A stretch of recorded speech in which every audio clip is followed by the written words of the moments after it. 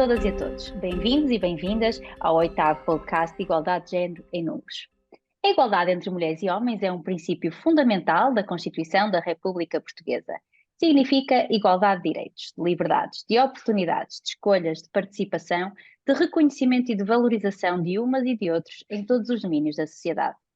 A igualdade de género é essencial ao desenvolvimento social, sustentável e democrático e à execução de políticas públicas adequadas, ajustadas a todos os cidadãos e cidadãs, no presente e no futuro, constituindo-se como um imperativo civilizacional e garante os direitos humanos à escala local, regional, nacional e global, conforme prescrito pela ONU, sendo um dos Objetivos do Desenvolvimento Sustentável 2030, mais especificamente o número 5.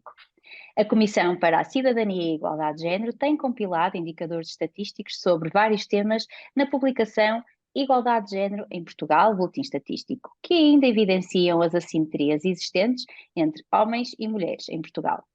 Neste programa vamos conversar com especialistas, decisoras e decisores sobre os 10 temas que integram este boletim. E aproveitando a comemoração do Dia Internacional da Família pela ONU, a 15 de maio, vamos neste 8º podcast refletir sobre as desigualdades de género existentes em Portugal ao nível da conciliação entre a vida profissional, familiar e pessoal. E para isso temos como convidados a doutora Carla Tavares, licenciada em Direito e frequenta o doutoramento nos Estudos de Género da Nova School of Law.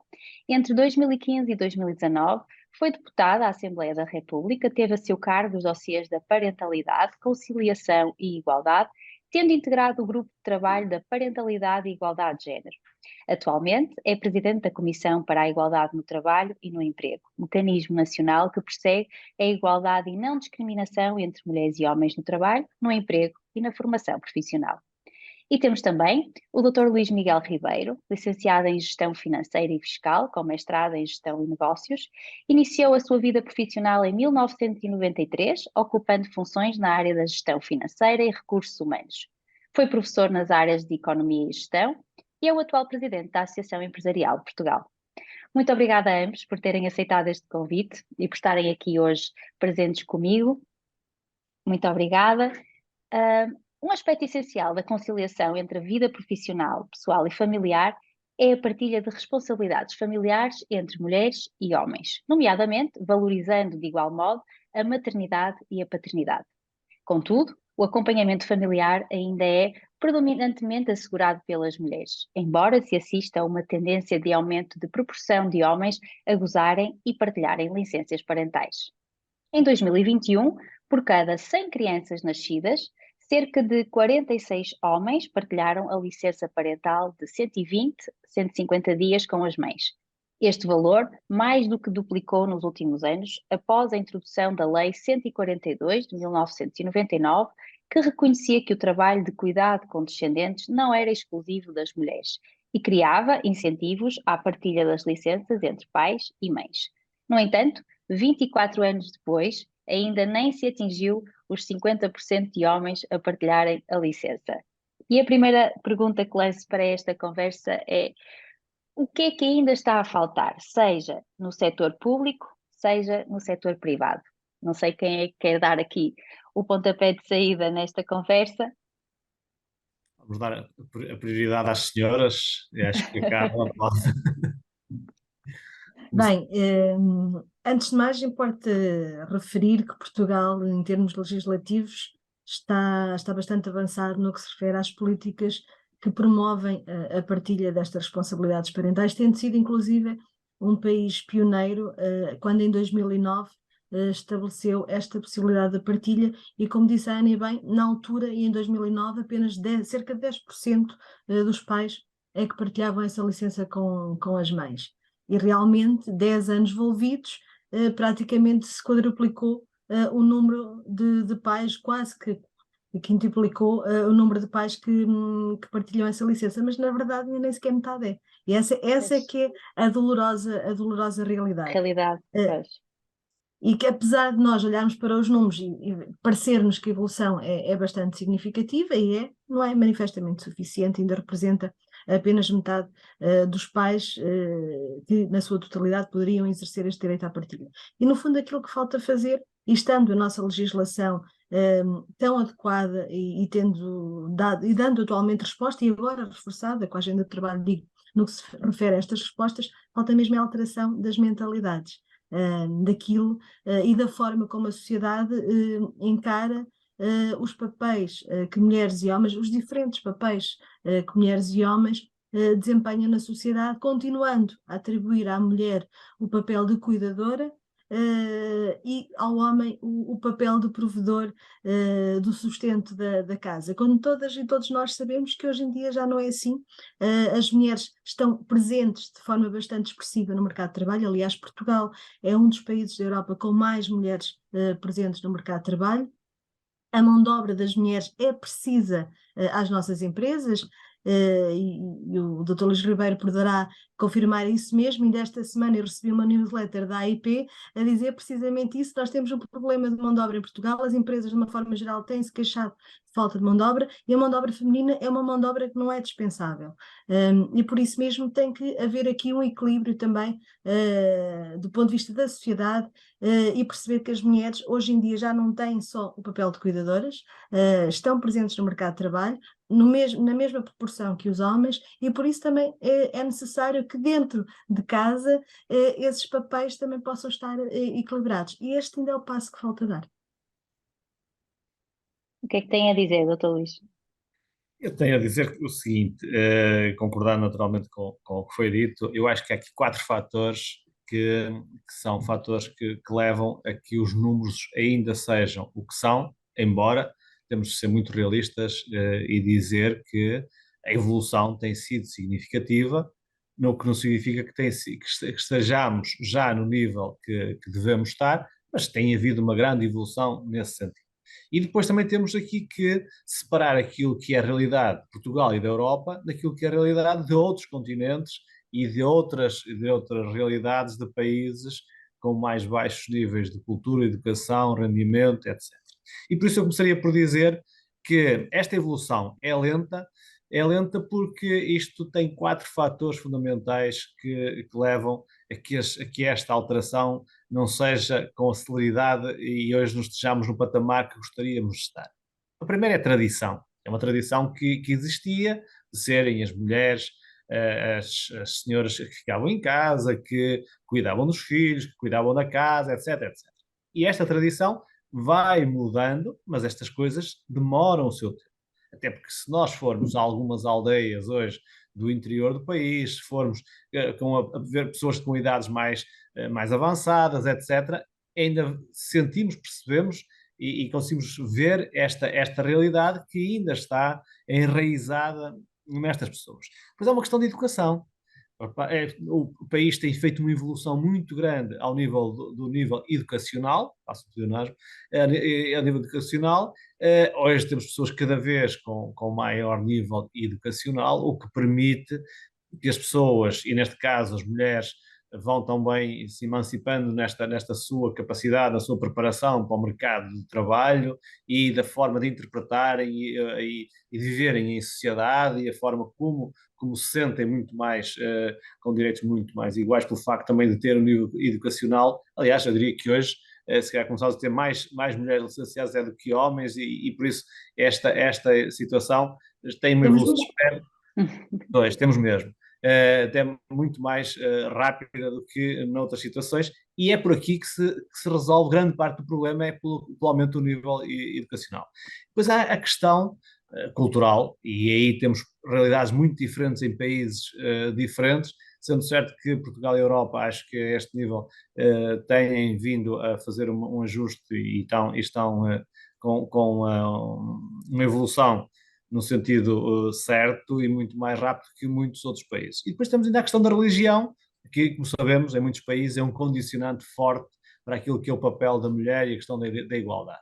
E por isso, são um conjunto de fatores que estão a mudar, que há hoje uma sensibilidade maior, que mesmo nesses países onde a questão da religião e a cultura impedem, por vezes, que estas mudanças se façam, hoje com a globalização da informação, a globalização que acontece a todos os níveis, a pressão sobre as mudanças nesses países vai sendo maior para que isso aconteça.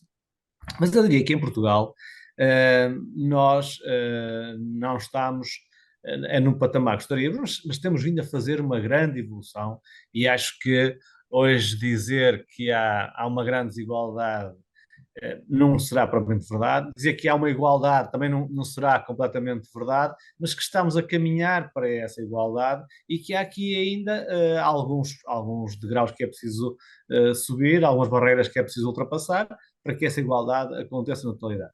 Ora, isso é uma coisa. Outra coisa diferente é nós depois entrarmos no outro extremo das coisas, nós temos um bocado às vezes este problema do 8 ao 80 e por isso há que haver aqui algum bom senso em todo este equilíbrio, na relação família-trabalho, nas questões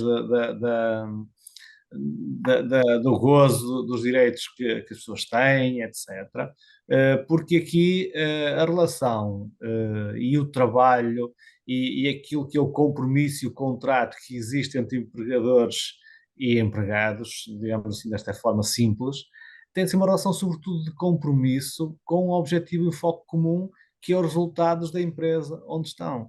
Porque às vezes parece que estão uns de um lado e outros do outro. E isso não pode ser, nem deve ser, e eu acho que é cada vez menos e quase deixa de ser, porque os desafios que temos hoje pela frente, ou estamos todos do mesmo lado, ou estamos todos envolvidos e comprometidos com os objetivos da organização onde estamos, ou então as coisas vão correr mal para todos. Isso aí é uma realidade. Depois também há uma grande mudança no mercado de trabalho. O mercado de trabalho mudou radicalmente. A pandemia veio-nos mostrar e demonstrar que é possível trabalhar de outras formas, é possível encontrar outras formas de organização de trabalho. Agora, também não devemos aí mais uma vez cair no exagero e achar que hoje tudo se faz via teletrabalho, remotamente, porque é uma coisa que é fundamental, que é o trabalho em equipa, que são as relações entre as pessoas, o espírito que as pessoas têm em equipa, e no teletrabalho muitas vezes perde-se muito desse espírito de trabalho em equipa e dessa relação pessoal e do contacto e dos momentos de convívio, etc. E por isso tem que haver aqui o equilíbrio, um bom senso, sendo certo que todos descobrimos que é possível trabalhar desta forma. É possível, hoje nós estamos, por exemplo, todos no mesmo estúdio a fazer aqui esta conversa entre nós. É uma nova realidade que todos aprendemos de uma forma um bocado dura, violenta, que foi uma pandemia, mas que veio mudar muito, sendo certo que é preciso não esquecermos que há trabalhos que têm de ser presenciais. Numa indústria transformadora, as linhas de produção não funcionam com as pessoas trabalharem em teletrabalho, não é? Poderão vir o dia cada vez mais a acontecer algumas dessas mudanças. E há uma outra questão que se vai ficar mais para a frente da conversa, que é as alterações que a inteligência artificial vem provocar nisto tudo e vamos ver que consequências é que elas vão ter. Uhum. Gostaria de acrescentar alguma coisa, doutora Carla? Também acha que as empresas têm esta sensibilidade também na Não, acho que ajuda as empresas, da conciliação do trabalho com a as empresas têm família? um papel muito importante aqui e têm uma transformação muito grande também a fazer. A CIT promove desde 2013, já comemora este ano os 10 anos, um fórum, que é o Fórum IGEN, Organizações para a Igualdade. Neste momento integra 73 empresas nacionais e algumas multinacionais, e que são grandes empresas, mas não só, também tem outras pequenas e médias empresas, mas no seu conjunto são responsáveis por cerca de 2% do PIB. E estas empresas o que têm demonstrado é que, de facto, ao adotarem políticas que promovem a conciliação entre a vida profissional, pessoal e familiar e também com medidas de proteção da parentalidade, os resultados que têm tido são positivos ao nível do desempenho das suas trabalhadoras e dos seus trabalhadores. E este também é um dado importante que as empresas têm que assumir como uma nova realidade, num novo contexto do mercado de trabalho. Porque hoje em dia, e de facto, como o Dr. Luís Ribeiro disse bem, tudo se alterou, a realidade é diferente e muita dessa realidade também é diferente por esta maior presença das mulheres no mercado de trabalho e, sobretudo, por uma maior presença de mulheres qualificadas no mercado de trabalho. Isso também vem trazer alguma diferença e alguma alteração naquilo que é a nossa realidade hoje em dia. Mas não são só as mulheres que são mais qualificadas, os homens também o estão a ser. E por isso o que temos verificado, e temos tido esse retorno em várias circunstâncias, é que hoje em dia um rapaz, uma rapariga, um homem, uma mulher que vão à procura do primeiro emprego, as questões que valorizam, primeiro emprego ou não só, ou que pretendem mudar de emprego, e também já muda de emprego com esta consciência. O que é que valorizam hoje em dia? Mais do que o salário, que obviamente é importante, valorizam também as condições que as empresas lhe dão ao nível da promoção da conciliação e da proteção dos direitos da parentalidade. E se tiverem que escolher entre uma empresa que até lhes oferece um salário superior e uma outra que lhes oferece um salário ligeiramente inferior, mas que lhes proporciona condições para poderem conciliar de uma forma mais adequada a sua vida profissional, pessoal e familiar, e também que tenha medidas de proteção da parentalidade, não pensam duas vezes e preferem esta segunda empresa. E este é o grande desafio para as empresas do futuro, e há pouco o Dr. Luís Ribeiro referia que às vezes dá a sensação que estão de lados opostos. Pois dá, é exatamente isso. É muito importante que, quer de um lado, quer do outro, se olhe para aquilo que são as dificuldades de cada um dos lados e que se tente encontrar esse ponto de equilíbrio e que existe e que é possível ser encontrado e que muitas empresas já o estão a fazer e estão a fazê-lo com sucesso. Ou seja, aquilo que tem sido verificado é que o investimento, isto não é um encargo, é um investimento na promoção de políticas que incentivem a conciliação e que protejam a parentalidade, depois tem um retorno em termos de produtividade por parte dos seus trabalhadores. Porque efetivamente também tem sido demonstrado que as questões de conciliação, a dificuldade que trabalhadoras e trabalhadores têm na conciliação com a sua vida profissional, pessoal e familiar, é um dos principais fatores de angústia, de stress, e que depois tem um reflexo negativo necessariamente naquilo que é o seu desempenho profissional. E por isso, se houver uma aposta, se houver um investimento em que as pessoas possam estar mais tranquilas e estar no seu trabalho com a consciência de que a sua vida familiar que está assegurada, e que sem terem que estar a olhar para o relógio e a fazer cálculos de cabeça para saber se vão ter tempo para fazer tudo. Se houver este investimento no apoio às famílias é muito importante. E é muito importante, eu volto a referir uma questão essencial, que é um problema que o nosso país vai enfrentar, aliás, já está a enfrentar neste momento e vai continuar a enfrentar nos próximos tempos, que é a falta de mão de obra. E esta é uma dificuldade muito grande e que se vai agravar tendo em conta os números que nós temos ao nível da natalidade. E que nós sabemos hoje que a média por mulher e homem de filhos, quando em 2013 era de cerca de 1,3, mas era superior a 1, agora em 2019 está nos 0,86, ou seja, nem um é. Nós não estamos sequer a repor aquilo que é a nossa geração. E isto é muito complicado. E isto acontece essencialmente, as pessoas hoje em dia não têm mais filhos, não têm os filhos que gostavam de ter, precisamente porque não têm condições na forma como lhes é proporcionada esta conciliação entre a sua vida profissional, pessoal e familiar, para os ter. Porque efetivamente a forma o ritmo que hoje as pessoas são obrigadas a viver, o desempenho que são obrigadas a ter no seu local de trabalho, e se quiserem, de facto, ter uma carreira de maior sucesso,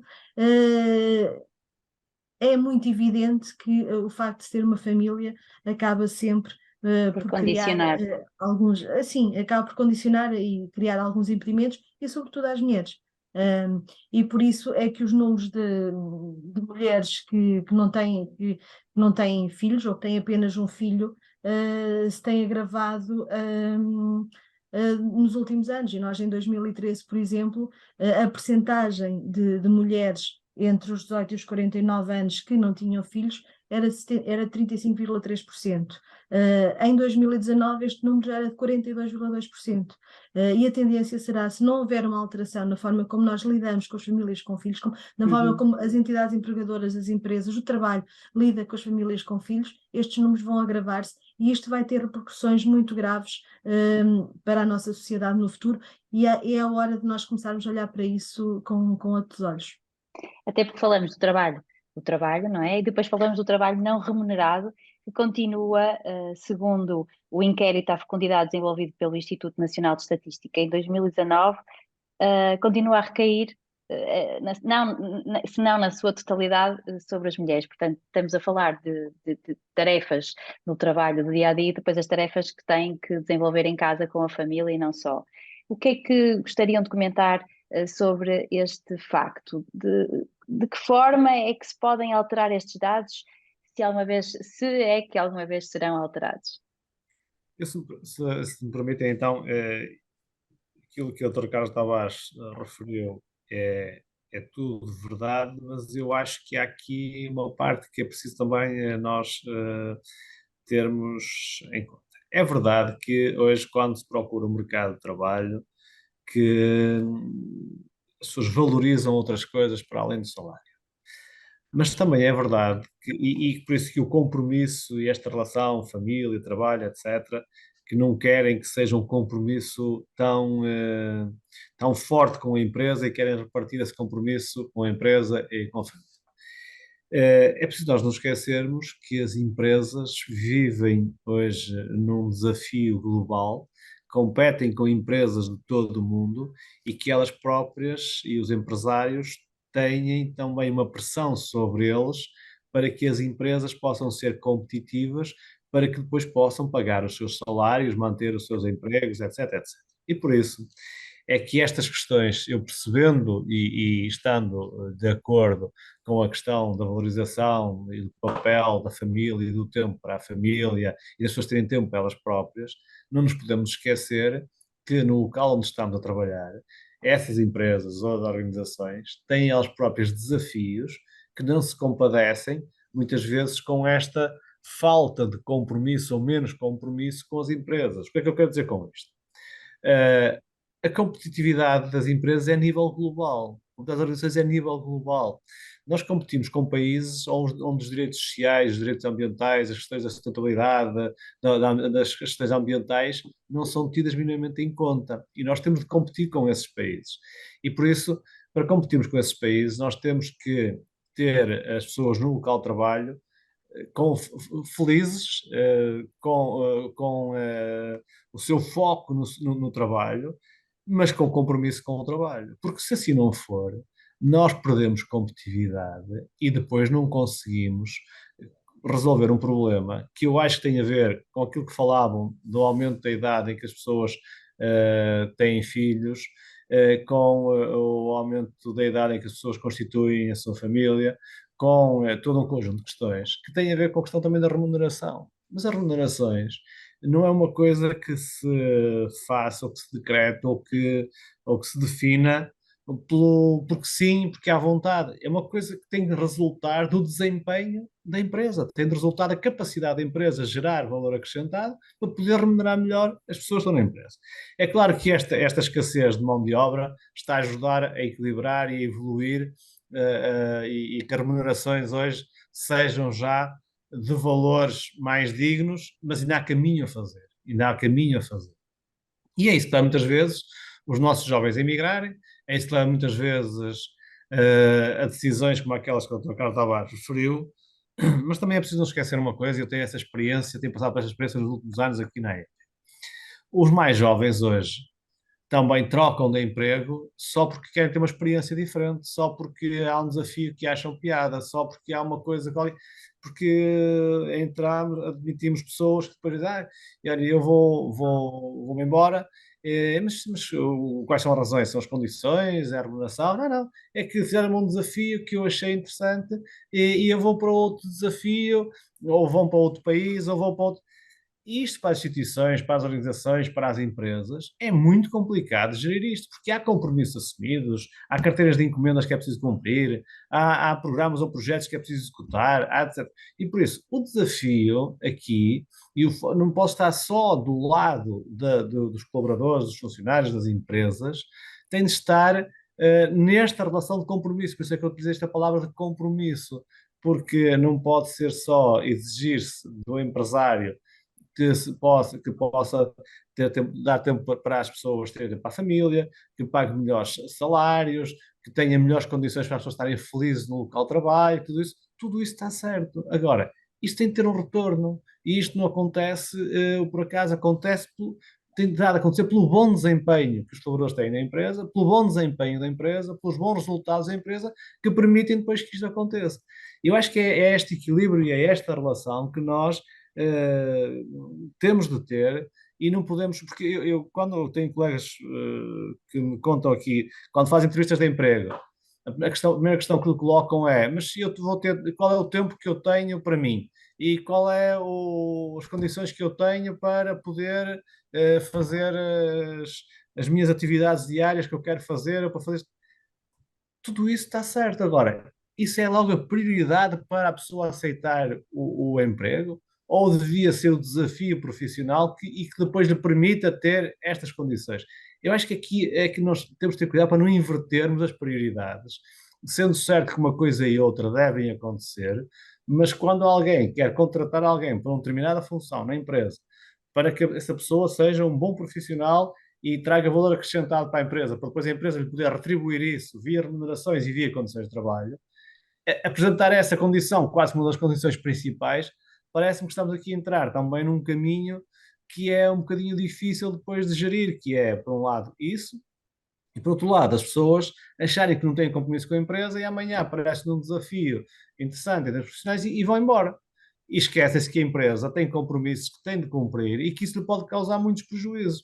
E por isso, Mas, é esta relação que eu acho que é importante. E depois aqui, só para terminar esta parte, e por isso é que nós vamos ter que ter também aqui o espírito mais aberto, e a questão da imigração vai ter de ser um fator cada vez mais presente, e nós sempre fomos um país de emigração, e ainda não temos uma cultura de imigração, ou seja, de forma de acolher, integrar, valorizar aqueles que vêm de outros países. Eu acho que esse é o próximo grande desafio que o país tem. mas nós podíamos voltar então àquela questão do trabalho não remunerado que normalmente recai sobre as mulheres. Portanto, depois de toda esta explicação do Dr. Luís Miguel Ribeiro, acho que ficou também aqui um ponto que podíamos explorar, doutora, que é as condições que as Sim. empresas também criam para que as mulheres possam estar com todo o seu potencial na empresa, não pensando que têm que ir buscar os filhos à escola ou que têm que fazer o jantar. Bem, antes de mais, vamos à base. Este estudo que foi elaborado, que foi publicado em 2019, que foi o Inquérito Nacional aos Usos do Tempo, resulta deste estudo que as mulheres gastam em média mais 1 hora e 45 minutos que os homens na realização de tarefas domésticas e de cuidado. E este foi o dado que resultou deste estudo. Que dados é que nós também temos curiosos, recentes, que o EIS, que é o Instituto Europeu para a Igualdade de Género, publicou há cerca de um mês atrás. No que se refere à partilha entre homens e mulheres, por um lado, das tarefas de cuidado familiar, por outro, daquilo que são as tarefas domésticas. E o que é que nós sabemos hoje no que se refere a Portugal e à Europa em termos de tarefas de cuidado? Em Portugal, 36% de mulheres referem executar uma tarefa de cuidado familiar por dia, pelo menos uma tarefa de cuidado familiar por dia, enquanto que de homens são 28% que assumem desempenhar pelo menos uma tarefa de cuidado familiar por dia. Na Europa, temos 25% de homens, ou seja, ligeiramente abaixo daquilo que são os números portugueses, e 37% de mulheres, curiosamente, um ponto percentual acima daquela que é a realidade portuguesa. Isto no que se refere à partilha das tarefas de cuidado familiar. Ou seja, o que nós temos demonstrado, apesar de haver ainda aqui um diferencial de quase 10%, 28%, isto, números de Portugal, 28% para os homens, 36% para as mulheres, a verdade é que já começamos aqui a ter algum equilíbrio e também estamos a par daquilo que é a realidade europeia, com os números de 25% e 37%. Muito disto também reflexo do investimento que foi feito nas políticas, nomeadamente políticas públicas de promoção da partilha dos cuidados familiares nos primeiros dias de vida, ou seja, as partilhas das licenças parentais. Todavia, se nós olharmos para os números das tarefas domésticas, temos uma realidade completamente diferente. E o que é que nos dizem os números? Que cerca de 78% das mulheres em Portugal assumem desempenhar por dia pelo menos uma tarefa doméstica, e temos apenas 19% de homens. Se formos para a Europa, o número de mulheres é o mesmo, é 78% de mulheres, os homens são 32%, que assumem desempenhar pelo menos uma tarefa doméstica por dia. Ou seja, mesmo aqui verificamos que no que se refere às tarefas domésticas temos um diferencial enorme e Portugal então está manifestamente abaixo daquilo que são os números europeus. Eu, quando tive conhecimento destes números, até partilhei com uma amiga e disse: bem, já os conseguimos pôr a tratar dos filhos, falta pô-los a tratar da Cuidar da casa. casa. Exatamente, falta pô-los a cuidar da casa. Mas efetivamente ainda continua a haver este desequilíbrio muito acentuado. Nos cuidados familiares ele começa a ser mais equilibrado, mas no que se refere aos cuidados de casa, manifestamente ainda continua a ser sobre a mulher que recai esta dupla tarefa, porque na maior parte das vezes as mulheres efetivamente saem do local de trabalho, e hoje as mulheres quase todas estão no local de trabalho, como eu dizia há pouco. Portugal é dos países da Europa com maior taxa de participação de mulheres no mercado de trabalho, anda na casa dos 73%, enquanto que a média europeia é 67%. Por isso é um número significativamente acima. Uh, o problema é que recai sobre as mulheres esta dupla jornada de trabalho, que às vezes até dizem que é a dupla, tripla, porque muitas vezes o que é que acontece? As mulheres saem do trabalho, vão para casa, antes de ir para casa passam no supermercado, vão pensar o que é que vão fazer para o jantar, e isto também é trabalho, este cálculo mental, este planeamento do que é que tem que fazer para o jantar, vão buscar os filhos, dão-lhes banho, preparam o jantar, fazem o jantar, arrumam a cozinha, e muitas das vezes ainda vão trabalhar. E esta ainda é uma realidade cada vez. E vão trabalhar porquê? Porque como tiveram que sair mais cedo para fazer estas coisas todas, não conseguiram acabar aquilo que tinham a fazer. E por isso muitas vezes têm que terminar para lá das horas de trabalho. E esta é a realidade de cada vez mais mulheres e também cada vez mais homens, porque isto também acontece com os homens, mas é sobretudo, continua a ser sobretudo sobre as mulheres que ainda continua a recair este encargo. E depois isto tem consequências. Tem consequências não só em termos do Psicológicos e tempo, emocionais. psicológicos, exatamente, porque efetivamente as mulheres acabam por, as mulheres estão cansadas, aliás. Há um livro que diz exatamente isso, da Ruth Manaus, acho eu que é assim que se chama, mas que diz que é mesmo as mulheres estão exaustas, e estão, porque efetivamente hoje as mulheres estão na mesma proporção que os homens no mercado de trabalho, mas depois ainda têm este encargo familiar e com a casa ainda muito acrescido.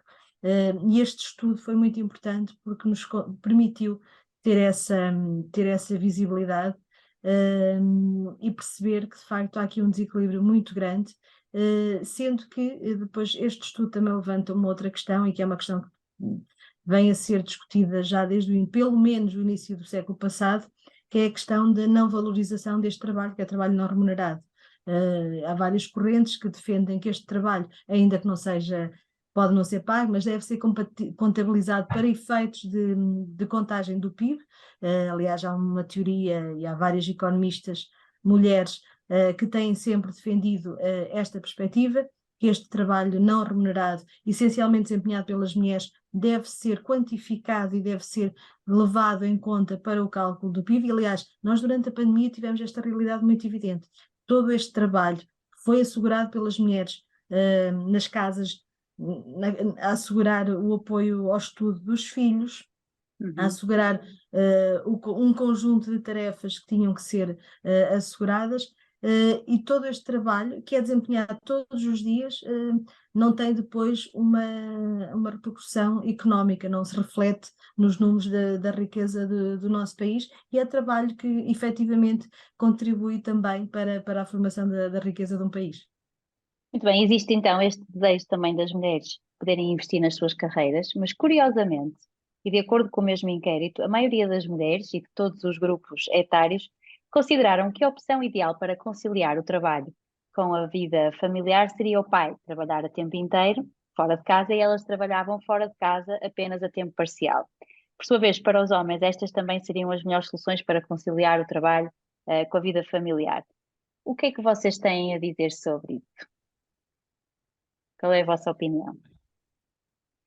Aquilo que a doutora Carla Tavares acabou de dizer, é de facto uma realidade que todos nós conhecemos e reconhecemos, mas mais uma vez é uma realidade em mudança, e é uma realidade que está a evoluir no sentido.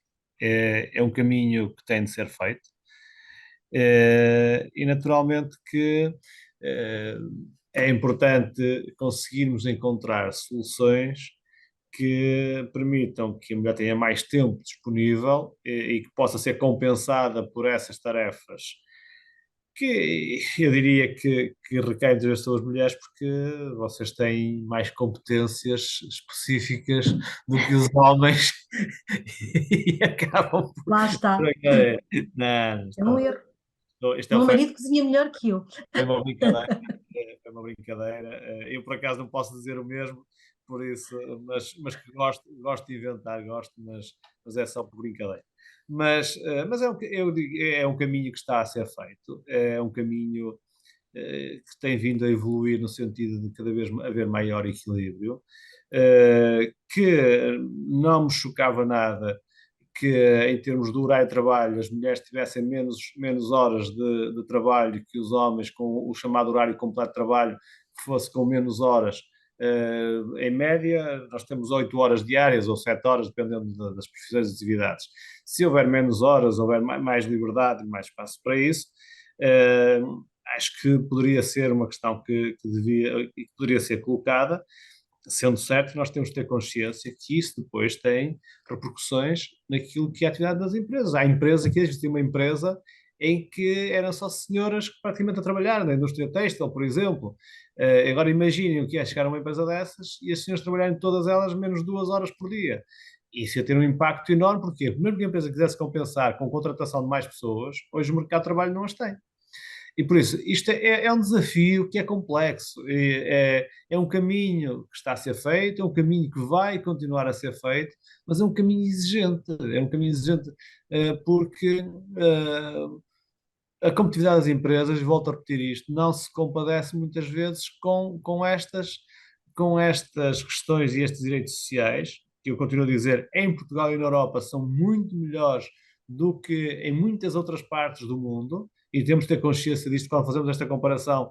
É importante comparar com outras realidades que temos por todo o mundo e que depois se reflete naquilo que é as empresas vão competir, competem com empresas de outros países onde não há qualquer respeito nem qualquer preocupação com estas questões sociais, nem ambientais, nem outras, e por isso isto tem-se um caminho a ser feito que vai demorar o seu tempo, mas que é importante é que, em primeiro lugar, hoje toda a sociedade tem consciência que este é um caminho que se vai fazer, que se está a fazer e que tem de se fazer. Eu acho que isso é fundamental, termos essa consciência. Em segundo lugar, todos temos consciência que essa realidade é uma realidade que exige um esforço de todos, que nos compromete a todos e que por isso temos que encontrar soluções. E quando eu digo encontrar soluções, essas soluções não podem pôr de parte o Estado, as políticas públicas, as questões fiscais sobre essa atividade, porque podia perfeitamente ser compensado com algum benefício fiscal, as empresas, podiam perfeitamente haver políticas públicas que compensassem a atividade das empresas, as empresas que adotassem esse tipo de políticas, para que o impacto não caia só sobre as empresas, porque acho que aqui o papel do Estado sobre as questões da igualdade e dos direitos sociais é um papel fundamental. E por isso não podem também colocar todo o ónus e todo o esforço sobre as empresas, porque este tem de ser um esforço repartido entre colaboradores, entre o Estado, entre as empresas, porque isto faz-me lembrar a questão da responsabilidade social. Hoje toda a gente se lembra que as empresas têm que ter um papel de responsabilidade social. É verdade, e as empresas têm-no tido e têm-no assumido, até às vezes com grande esforço. Mas o papel principal tem de ser do Estado. É para isso que nós todos os meses dos nossos vencimentos fazemos os descontos que fazemos, pagamos aquilo que pagamos em termos de impostos, que é para que depois tenhamos esse retorno com um conjunto de medidas e políticas, seja ao nível da educação, como devíamos ter e muitas vezes não temos, sendo com a saúde, a qualidade que devíamos ter serviço e muitas vezes não temos, sendo ao nível das políticas sociais e dos apoios sociais, que vai ser um grande desafio com a evolução demográfica que o país tem e que a Europa e o país têm pela frente.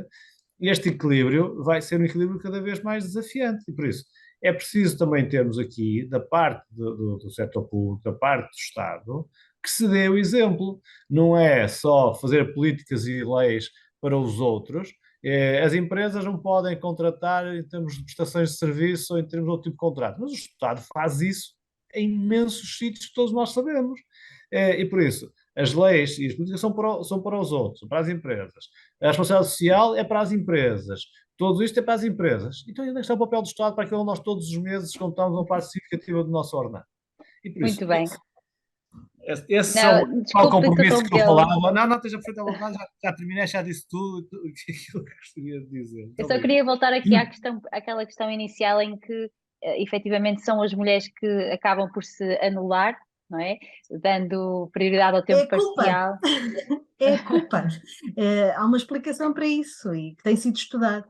É que efetivamente as mulheres sentem culpa quando não conseguem, quando sentem que não conseguem assegurar aquilo que julgam erradamente que é uma obrigação exclusivamente sua, e por isso é que é tão importante promover esta sensibilização para a partilha das tarefas domésticas e de cuidado entre mulheres e homens, para que haja aqui este equilíbrio e também para libertar as mulheres de um ónus que não lhes deve ser imputado. Em lado nenhum está escrito, apesar do Dr. Luís Ribeiro dizer que as mulheres têm mais jeito para essas coisas que estão mais habilitadas, não é verdade. Os homens precisam é ter espaço e de querer fazer eles as coisas. Eu, por exemplo, há 7 anos que estou fora de casa metade da semana e o meu marido teve que se habituar a fazer as coisas e faz muito bem, até melhor do que eu sou preciso. E isto é uma realidade que há de acontecer certamente em muitas outras casas.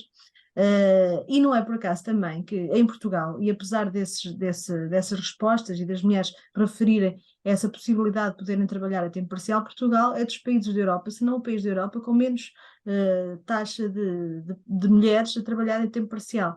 Claro, dir-me-ão, bem, também com os salários portugueses não é muito fácil aceitar o trabalho a tempo parcial. E muitas das mulheres trabalham e aceitam trabalhar a tempo inteiro e não a tempo parcial, precisamente, ou preferem trabalhar a tempo inteiro e não a tempo parcial, precisamente porque precisam de salário por inteiro. E preferem, lá está, e preferem fazer depois aquela dupla jornada, depois de terem tratado tudo aquilo que tiveram que tratar, ainda ir trabalhar mais um bocadinho para compensar o tempo que eventualmente possam ter perdido. E esta é uma realidade que de facto temos que ter essa consciência. Obviamente que não é sobre as empresas que têm que recair este ónus, mas também não deixa de ser verdade que as empresas têm aqui um papel muito importante a desempenhar e aquelas que já o desempenham, inicialmente com alguma resistência, como acontece sempre a tudo aquilo que é novidade, efetivamente têm verificado que os resultados são positivos. E se inicialmente estavam reticentes quanto a essa aposta naquilo que é a responsabilidade social da empresa, hoje em dia reconhecem que há um retorno muito positivo nesse investimento. E esse é o novo caminho. Acho que esta, ainda com reticências, eu conheço muito bem o meio empresarial português, sou natural de uma terra de empresários e de gente empreendedora, e conheço muito bem as dificuldades, sobretudo num país que não temos pequenas e médias empresas, com poucos recursos, com muitas dificuldades. Nós temos essa consciência, mas essa alteração, ainda que seja feita de forma ponderada, mas tem que ser feita, porque efetivamente o nosso mercado de trabalho está a mudar, e está a mudar porque se está a começar a focar, e esse é o caminho do futuro, também focar-se nas pessoas. E porque as pessoas, se estiverem mais felizes, também produzem mais, e essa também é uma realidade, é um facto, aliás, que tem sido comprovado. E eu acho que nós teremos muito trabalho no futuro a fazer, e sempre a fazer em conjunto, porque isto não vai lá, nós não conseguimos alcançar este objetivo se não trabalharmos em conjunto com os diversos setores. Aliás, a própria CIT, a Comissão para a Igualdade no Trabalho e no Emprego, é um bom exemplo disso mesmo. Em determinada altura, em 1979, entendeu-se que um organismo com estas competências da promoção, ou melhor, do combate à desigualdade entre mulheres e homens no mercado de trabalho e da promoção da conciliação e proteção da parentalidade, faria todo o sentido se congregasse não só representantes de áreas governativas, como representantes também dos empregadores e dos sindicatos e a representação dos trabalhadores. E nesta lógica tripartida, que aliás Portugal é um excelente exemplo, Portugal é muitas vezes referenciado como sendo um excelente exemplo, onde o diálogo social ainda tem um papel muito importante naquilo que é também a paz social que existe no nosso país e que pelo menos tem havido sempre um esforço nesse sentido. Se calhar podemos referenciar desde logo a própria CIT como um bom exemplo de como é possível haver estas três dimensões da nossa sociedade a juntar-se em conjunto, promover melhores políticas e melhores soluções para aquilo que são as pessoas, no fundo. E para terminarmos, uma última questão, e pedia que fossem breves porque o tempo está a ficar curto. Tendo em conta o conceito de trabalho digno que abrange as oportunidades para realizar um trabalho produtivo com uma remuneração justa, segurança no local de trabalho e proteção social para as famílias, melhores perspectivas de desenvolvimento pessoal e integração social, liberdade para expressar as suas preocupações, organização e participação nas decisões que afetam as suas vidas, a igualdade de oportunidades e tratamento. Quais são para ambos as duas medidas principais que, na vossa perspectiva, vão contribuir para melhorar a conciliação entre a vida familiar e a vida profissional? E para finalizarmos em grande, duas medidas. Doutor Luís. Peço eu? As medidas são naturalmente que existam alguma discriminação positiva para que isso possa ser uma realidade no mais curto espaço de tempo, e por outro lado que haja também na parte do setor público a compensação às empresas por esse esforço que têm que fazer, porque eu continuo a referir, a tocar Tavares, que eu referi há bocadinho, uma questão importante que é a dimensão do nosso tecido empresarial, e por isso está provado que empresas com dimensão mais pequena não conseguem muitas vezes ter políticas sociais ou ter práticas ao nível do apoio social aos seus trabalhadores, porque não têm dimensão, não têm estrutura, não têm capacidade para o fazer, e por isso a dimensão das empresas é um problema que nós temos que enfrentar, e que temos que tentar cada vez mais criar condições para que esses apoios e essa discriminação positiva possa acontecer, para que as empresas possam fazer esse esforço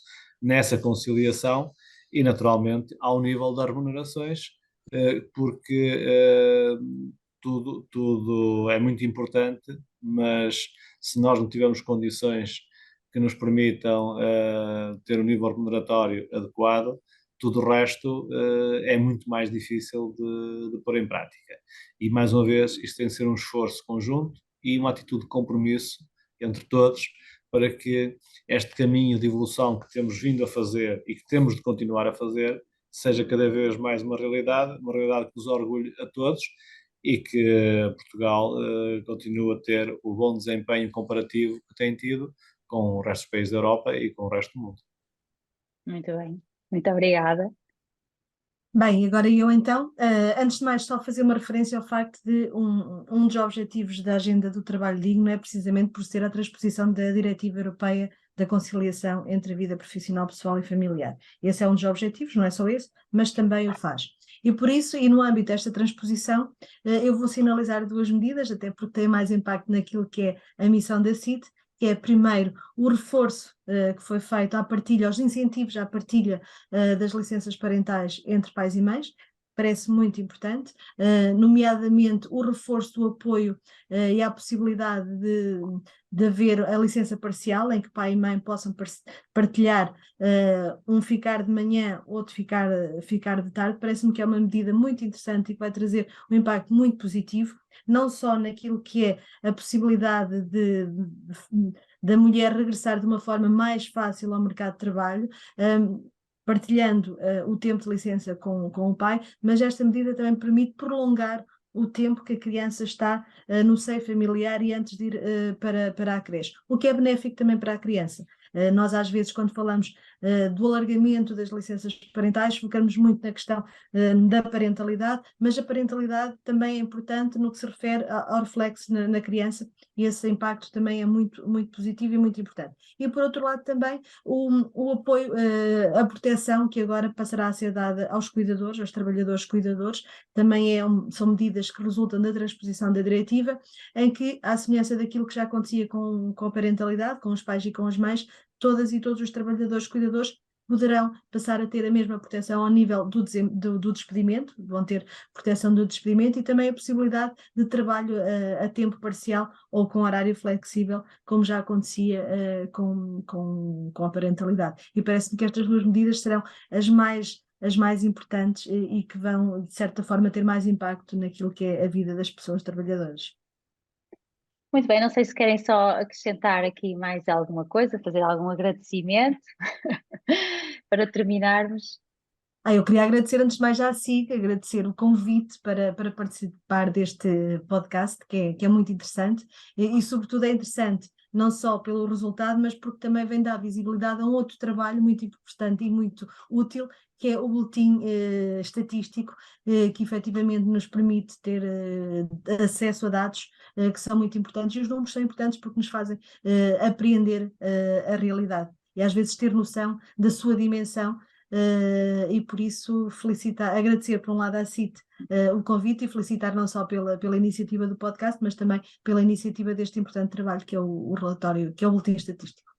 Em nome da SIG, muito obrigada. Gostava de Doutor Luís Miguel.